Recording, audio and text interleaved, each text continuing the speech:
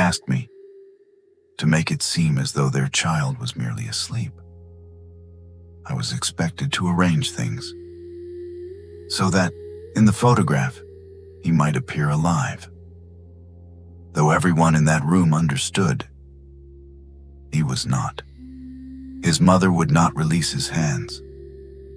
She held them tightly, as if something could still be kept from slipping away. And I had to gently place them as they ought to rest.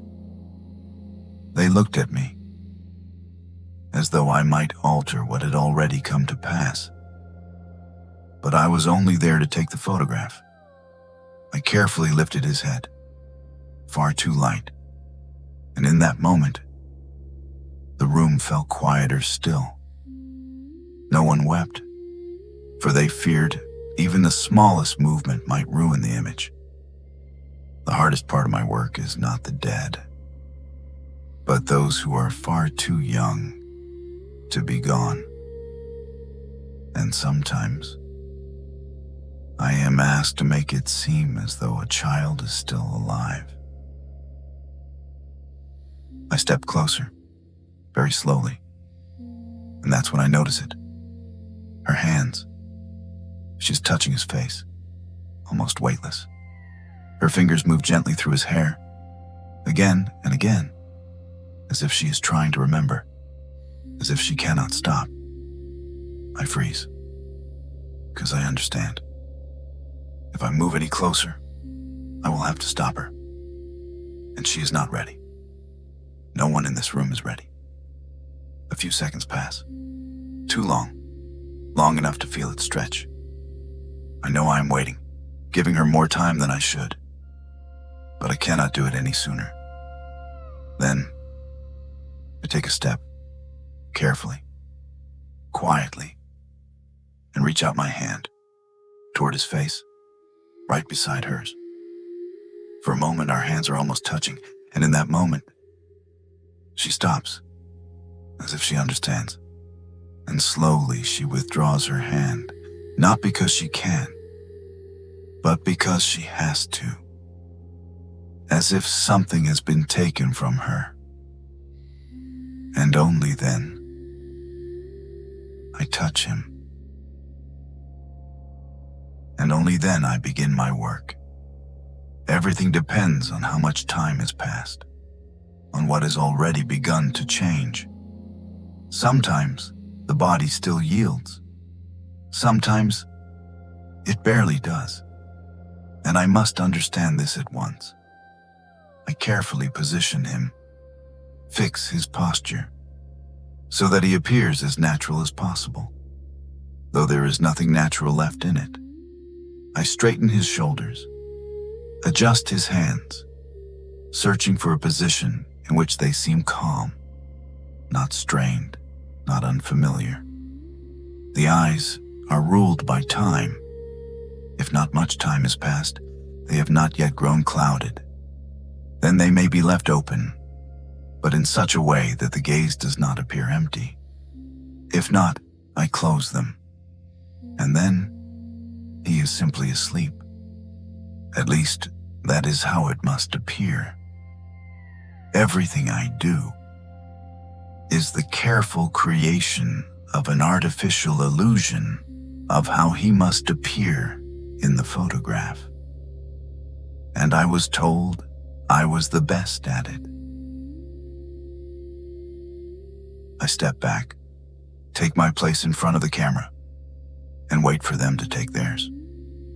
Sometimes it is only him, alone. Sometimes they gather around him, too close, as if afraid to leave him on his own. I look at them through the glass, and in that image, everything appears almost right. Almost. I raise my hand, very slowly, and quietly say, "Do not move."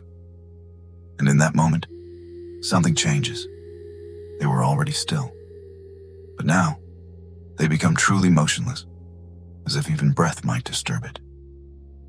The father does not blink, staring somewhere beyond it all, holding himself together with what little remains.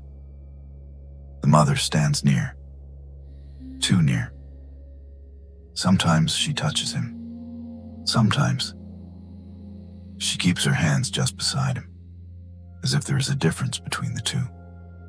There is no sound in the room, only time, which, for someone here, has already come to an end.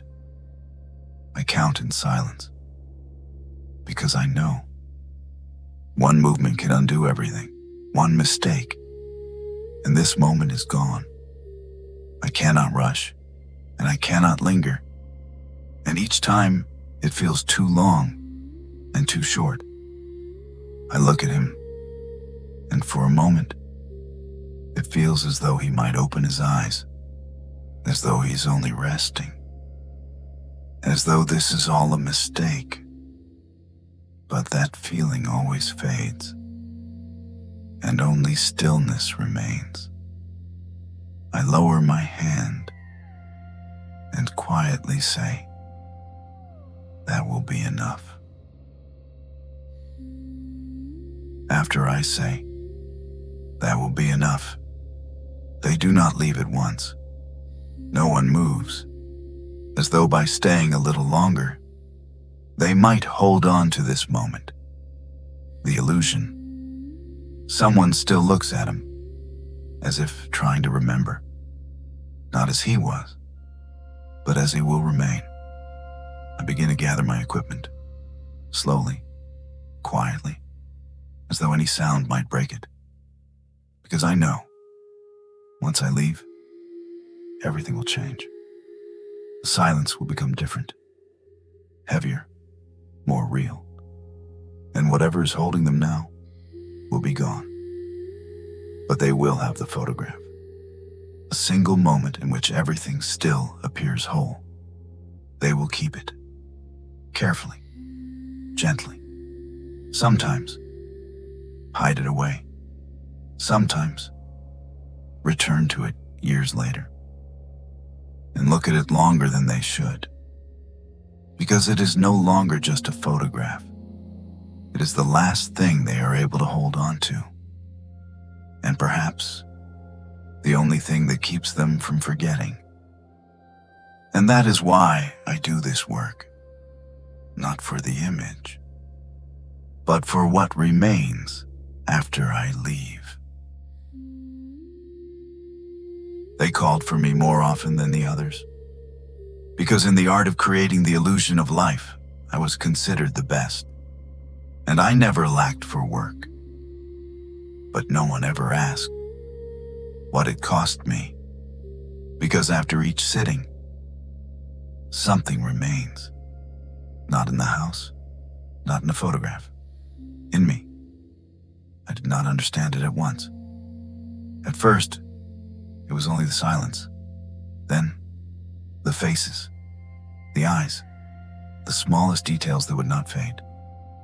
And over time, I began to understand how fragile life is, especially a child's, how easily it can be taken, and how much pain it leaves behind. I had seen it too often, too closely. And one day, I realized I no longer thought of having a child of my own. Not because I did not want one, but because fear had become stronger than the desire. Because I knew what it means to lose one, and I knew it is something no one ever learns to endure. And then I understood. It was not only about the child, because behind it there is always the same thing. A family, a bond that cannot be restored, a loss one may never recover from.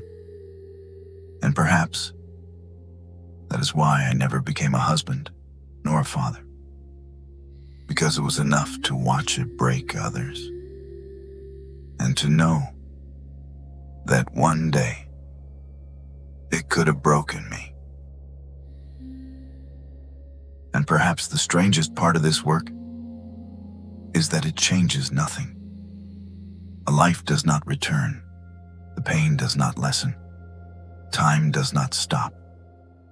And yet, Something remains, not life that is already gone, but memory, that fragile edge where for just a moment it can still feel as though nothing has truly ended. And perhaps that is why they keep these photographs so carefully. Not because they wish to remember death, but because they are afraid to forget life. Thank you for watching until the end. If this story stayed with you, consider subscribing. Here, we tell the stories that are usually left unspoken.